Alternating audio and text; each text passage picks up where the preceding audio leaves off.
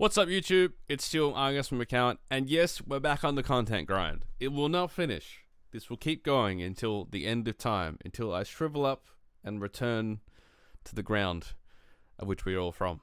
So, first of all, I want to thank you all for the support on the recent videos. I did kind of highlight some negative comments on the tier list video a few videos ago. Okay, they were horrible. All right, but since then, I have to say everyone in the comments has been so nice. I really appreciate the support. As you know, making content, it does take like a little bit out of you, to sit down and talk in front of a camera. You feel like you may be going a little bit insane, talking to yourself in the room. But I want to thank you all for your support, especially the super chatters and the people who donated on coffee. So thank you very much for that. And today we have another one in our Nuts and Bolts series. I'm going to keep doing these because I like talking about them.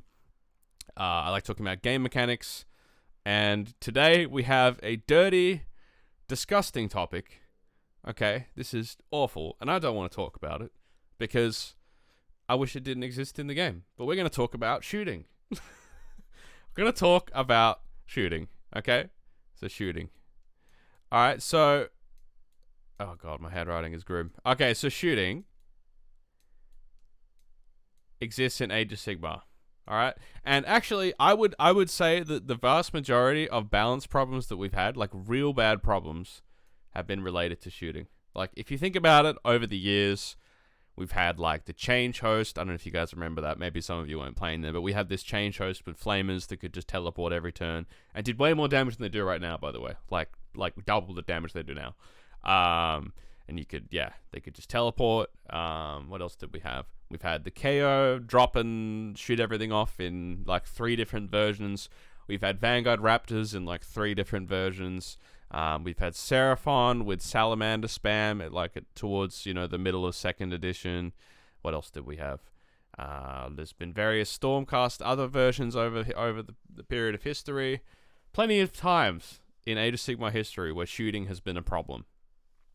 And the vast majority of times that it has been a problem has been with what I'm going to call missile infantry. Okay, and that's going to be the main focus of today. Okay, is how to banish missile infantry, because this is something that Games Workshop has kind of struggled with over the years, and I think has continued to struggle with in this edition of the game.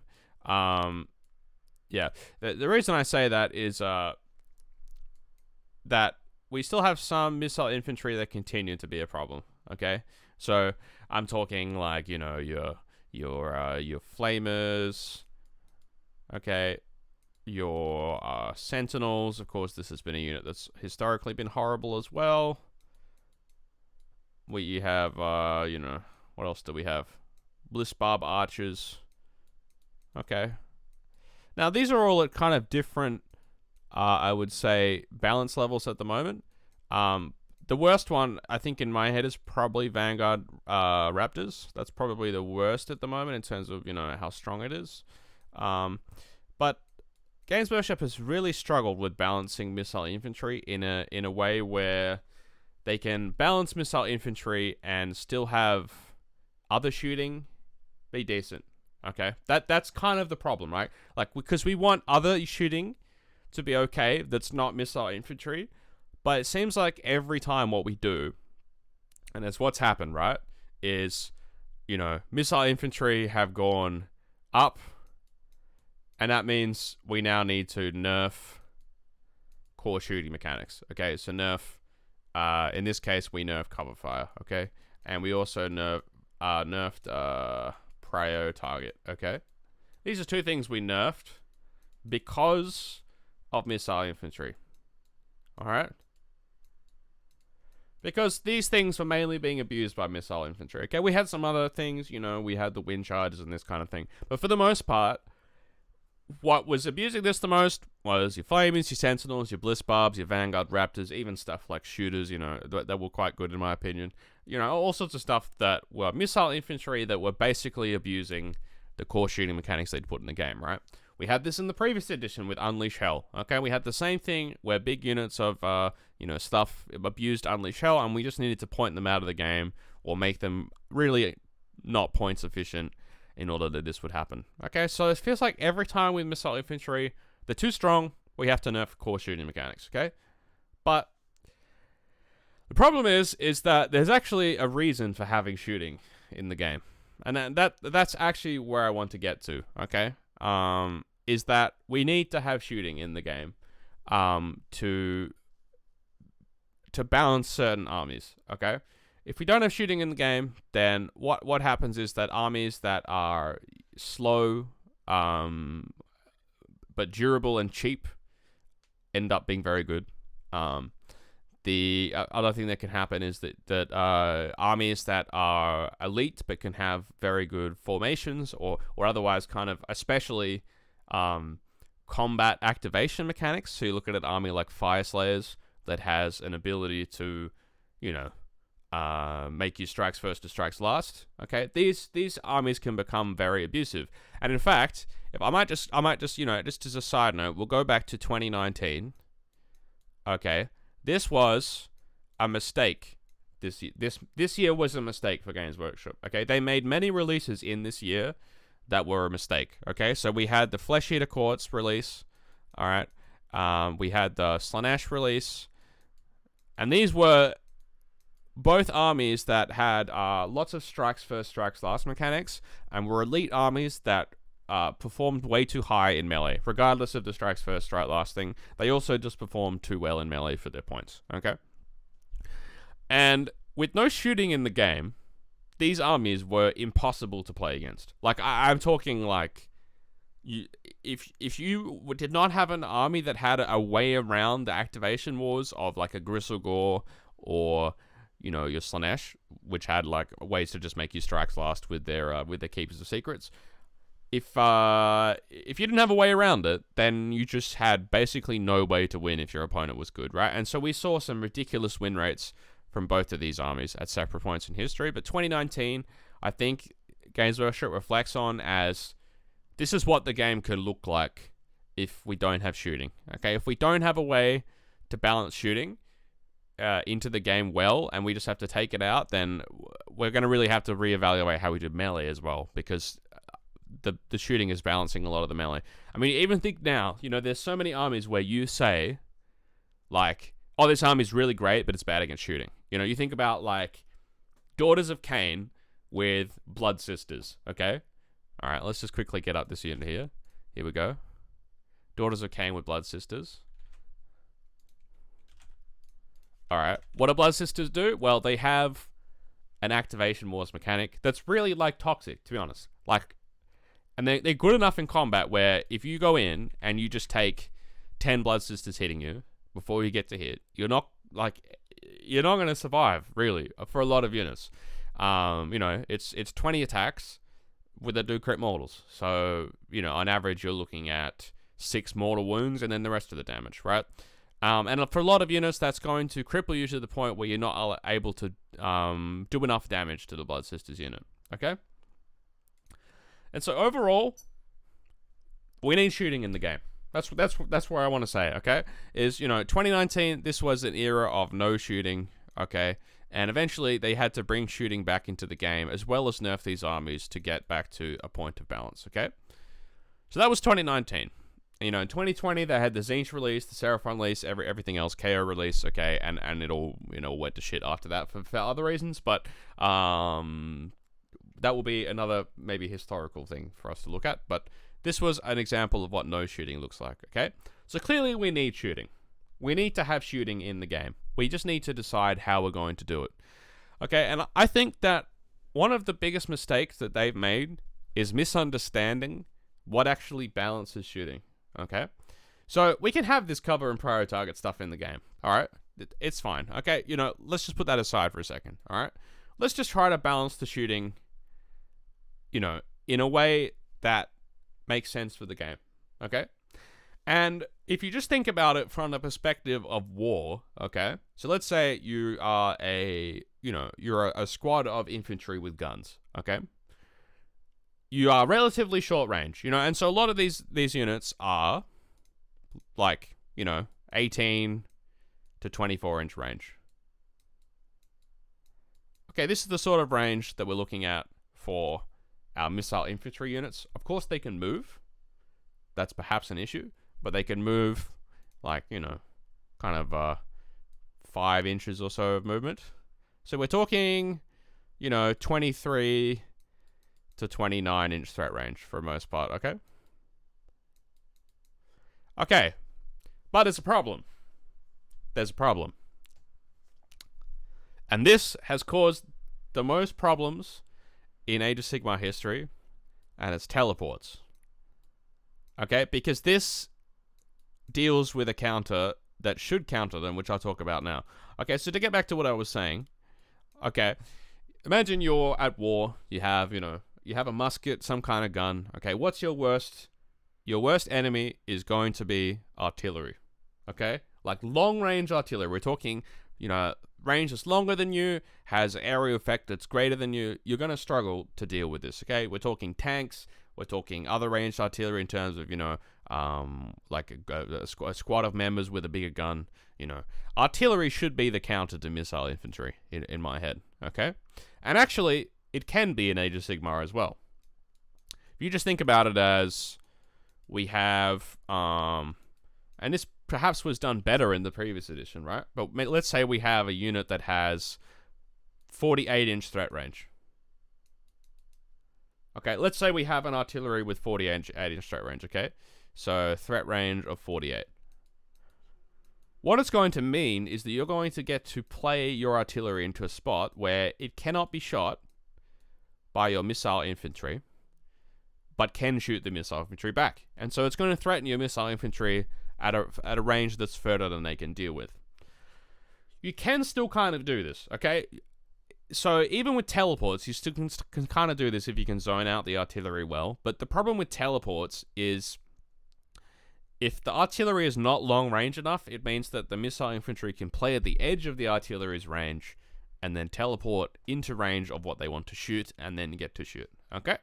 So teleports are a way that they've severed this relationship, okay? So I'm just going to put an arrow here, right? Because this should be a counter here, all right? But they've kind of severed this relationship, okay, with the introductions of teleports. Another way is, you know, we've gotten rid of the 48-inch threat range and we've decided to make it 24-inch threat range, okay? And that's another way that we've gotten rid of this relationship, okay? We've decided that, you know, for whatever reason, our artillery units can only have 24-inch range. You know, multi-crawlers have 24-inch range, this sort of thing. Some of them have slightly longer, but, you know, IML grade cannons, still 24. Yes, okay, you can boost it to 27 with the sub-faction, but still relatively low range, right? Ultimately, it means artillery, it just doesn't counter missile infantry in this game as much as it should, okay? Now, of course, flamers, you know, 12-inch range, bliss barbs 18. These sorts of units are a little bit more countered by artillery in theory. But then the most stupid part of what they've done, I'm just going to use that word because it just doesn't, it speaks to me when I see these rules that there's a misunderstanding of what levers should balance these units, okay? Is when I see a rule like this, okay? So let's go to Slanesh. This rule, okay? -1 to hit from shooting on bliss barbs. That should not exist, okay? Because you're saying that this short-range shooting unit should not be able to be shot. Or at least it should be more resilient to shooting than on the face of it, okay? Because it's, alright, 10 wounds at a 6-up save for 150. It's expensive. It should be expensive. It has the benefit of having really good ranged output, okay? And for a relatively cheap cost, okay? You know, you can have 20 attacks, 3s and 4s, Ren 1, damage 1, with exploding 6s, with run and shoot in Slanesh, right? So you're looking at 30-inch threat range, which is as long as some artillery, okay? Yes, you have to stand more forward, but still very long range to shoot. And, you know, in terms of output per point, even if you're looking at a melee unit, bliss barbs are actually quite good, okay? I'm talking in a perspective, if you just add their melee and range together, it's actually quite good. So, bliss barbs do not need to have this. They just don't. I don't know what else you want to give them as an ability, because I know you want to have an ability on their war scroll, and that's the reason that this is here. But this is not the right thing to do, because it makes artillery that often hit on 4s really bad into bliss barbs. They now hit on 5s. Okay. Alright, so given artillery then is bad into missile infantry, so this is no counter. Okay. So given that artillery is bad into missile infantry, what have they proposed as a counter for missile infantry? Seems to me that what they've decided to do is to counter missile infantry with... I'll start from this side, shall we? With this. And this has created its own problems. But durability... Okay. Slash recursion.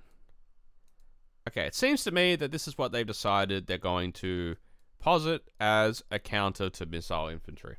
Alright? So we have, you know, your... I don't know. Your Soul Blight Gravelords of the past, especially, right? Or your, you know... I don't know, your Feck. Your Gits. Okay, these are things that have all historically countered missile infantry. Alright? Or what else have we got? Your... I don't know, what else has got good historical recursion? Some of the Chaos armies, right? I don't know, like Zinch or something has historically had. Okay, all these armies have historically had recursion, durability. And all throughout Third, this is the sort of army that countered missile infantry, is you would take an army that has enough survivability, has enough recursion, as well, and can flood the board with models, so that it's hard for missile infantry to get in a good position to shoot. It's hard for them to get objectives. It's hard for them to score. And yes, you don't necessarily threaten taking them off in a lot of cases. Like, you're not threatening the table, but you're threatening the board position and overall, you know, just out-trading the missile infantry's chaff units and the heroes and this sort of thing. And at the end of the day, you know, your units of Bliss Barbs are not going to be able to kill enough. The problem is, it was toxic, okay? Because these durability and recursion armies fundamentally broke the game, okay? We're talking about a game that's based on keeping units alive for the purposes of battle tactics and objectives, and ultimately staying alive just makes your army score more points than it should. And so especially if we're looking at balancing for a teams format, where scoring points is what you want to do, armies that had a lot of recursion were just fundamentally broken, okay?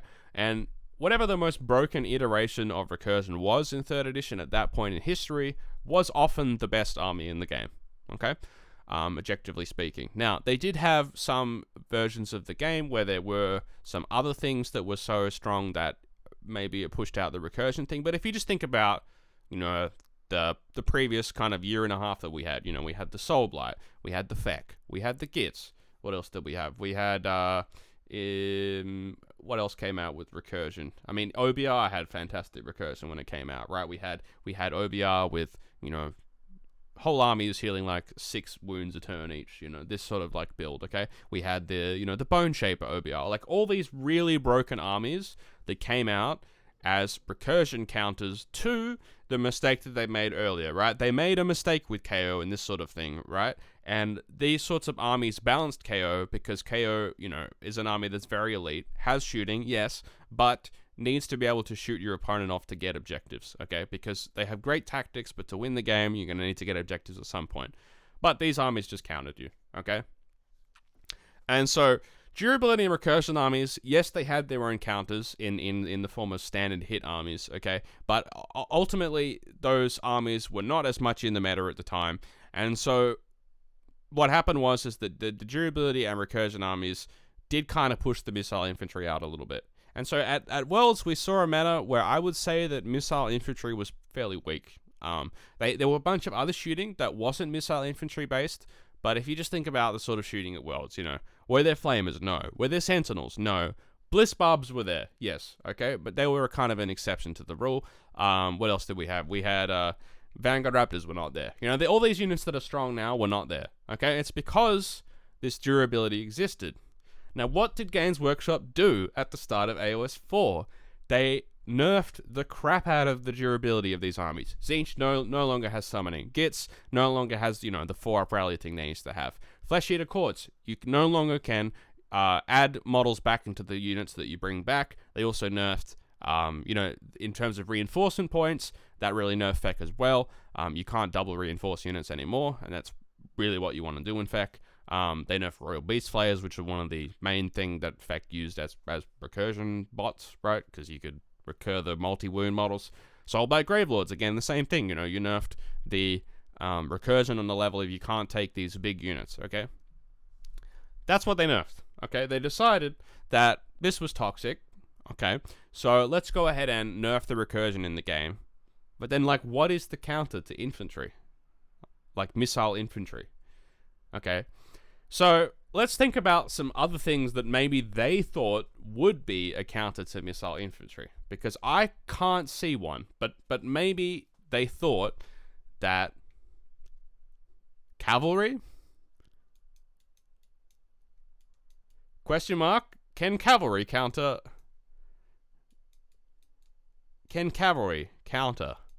missile infantry? Let's just think about it, okay? You're playing cavalry into missile infantry, alright? Cavalry often have these features, okay? No recursion. That is the fundamental quantity of cavalry that Games Workshop's decided. It's always been the case over the years, for the most part, that cavalry have had no recursion, okay? Because for various reasons, like model interactions, but like, you know, abilities that bring back multiple models, alright? Multiple wounds didn't work well in cavalries. You know, like in the sense of if you return 3 wounds, but your cavalry have 5 wounds, it's not going to work. Another feature of cavalry is generally it's low wounds for the points, okay? Like you're talking about, on average, it's like, if you kind of do the math at the moment, it's like 20 wounds of infantry is about worth 15 wounds of cavalry, okay? So you're talking like, it's basically 3/4 of the points in terms of wounds per point, okay? So you're talking like, if you look at any given army, there will be 150 points of cavalry that's 15 wounds versus 150 points of infantry that's 20 wounds, okay? Like that is in the case of a lot of armies, all right? Not every army. Some armies, the infantry just sucks, but if you're looking at, you know, like Bone Splitters, that's literally that. Soulblight Gravelords, more or less the same thing. Okay, plenty of armies where this is the case.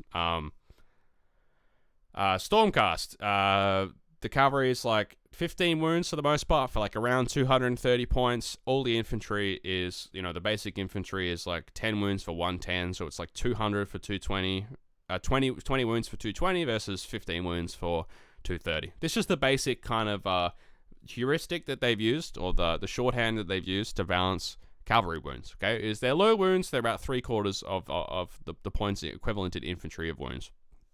Okay, so the thing that cavalry do have, okay, we'll put this as a plus, is mobility, okay? And supposedly, this is what we can use to counter missile infantry, okay, is mobility. And indeed, it can. If we're pushed to the absolute extremes of mobility, you know, we're talking like foxes, okay? For example, this can be a potential counter in a way to missile infantry, because missile infantry can no longer shoot in combat. And so that's one of the main changes they've made, so that mobility is better against missile infantry. It's just the problem I have is that it's cool and all for you to construct the game in a way that that cavalry can counter missile infantry more than it does. But my opinion is fundamentally it doesn't. Like, fundamentally, the relationship between cavalry and missile infantry should be in the advantage of missile infantry. The reason is because you can make a formation where infantry, you know, you screen out with infantry, or even your own cavalry, okay? And your opponent's cavalry will have to spend time killing that screen, and while that's going on, you're going to get to shoot them with missile infantry. And if the game is equally balanced, what that should mean is that the player that has the missile infantry will get to fight with their cavalry and their missile infantry at the time where their opponent's only going to get to fight with their cavalry, okay? And because cavalry have big bases, because cavalry, you know, for the most part are elite, the player that's going to get to fight with both the missile infantry and the rest of the army is going to get to do more damage than the cavalry army, And in the first place, the cavalry army has probably lower wounds. So this means, in my opinion, if you're playing like, for example, wardens and sentinels into a cavalry army, I think you should have an advantage. Or if you're playing, Vanguard Raptors with infantry stormcast screens or like cavalry stormcast screens into cavalry, you should have a massive advantage, okay? Because your missile infantry will murder the cavalry. They'll do heaps of damage to the cavalry because cavalry are not tanky. They don't have recursion. And the cavalry will have to spend some time dealing with, your opponent's opposing cavalry or killing infantry. Cavalry are not supposed to kill missile infantry. Cavalry are supposed to kill, right, melee infantry. And I think this is where we've got to the root of the problem, okay? This is the problem, is that these two things are getting conflated. The missile infantry, how do I represent this? I'll just write conflated here. Okay, the missile infantry and the melee infantry are getting conflated. And this is the problem, is that they've misunderstood how cavalry are supposed to function in this game. Cavalry are supposed to counter melee formations. If you think about it again from the perspective of war, okay, what happens is you have like, a Roman formation where you have, a bunch of infantry set up in a defensive way so that, if you walk into them with infantry, you will just die, okay? But what you can do is flank them with cavalry, and that's how you can, develop a potential counter. Like, if they set up a defensive formation that's rotated towards the front, what you can do is counter them with cavalry from the side or the back, okay? So, yes, okay, you can't charge them from the front with cavalry, but that's a side point. Okay. But you get the idea is that, at least in Age of Sigmar, my way of thinking about it is you have a melee infantry army, you have a cavalry army. The cavalry army gets to pick all the combats. The cavalry army gets bonuses on the charge. They often get bonuses against infantry now as well, right? Cavalry should just beat melee infantry. That should be the counter, okay? Power through as well. Plenty of things in the game that they've added to make cavalry better against melee infantry. Cool. All right, that should be in the game. But that doesn't mean they counter missile infantry. Just because they both have the word infantry in there doesn't mean that they're the same thing, right? So this is the problem in my eyes, is that we've conflated melee infantry with missile infantry. And so what that's done is, no, this is not a counter. So what does counter missile infantry? Because it's clearly not monsters, is it? Monsters die to this. If it's not cavalry, if it's not artillery, if it's not melee infantry, if it's not cavalry, because we've decided we're going to nerf the recursion, right? Which is how melee infantry are going to beat missile infantry, because they're not going to get in combat where the missile infantry are there. So what is the counter? It doesn't exist. And so this is why we've had to nerf priority target and cover fire. But in my opinion, all you've just decided is that missile infantry just shouldn't exist in the game in the way that they did. You just decided that they should just be bad, and the unit roll in general should be bad, and that's how we're going to balance it. But they should exist in the game. Why should they exist in the game? Because of this. Because of 2019. And this is where we will go back to if it keeps getting nerfed, okay? So we need to keep them in the game. So what you need to do is to buff this, and give up on this. Give up on the cavalry counting the missile infantry thing. You need to buff the artillery and the recursion, okay? These are the two levers that you've decided, or at least in the durability recursion, you've decided that was a counter in the past. I don't like it as a counter, but you decided that's a counter. Artillery should be a counter, and we should put it in the game aggressively oriented towards killing missile infantry, okay?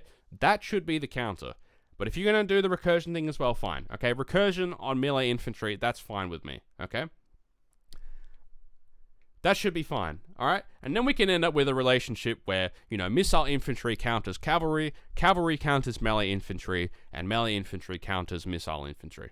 That's a fine triangle, okay? If we're going to have a triangle, that's fine.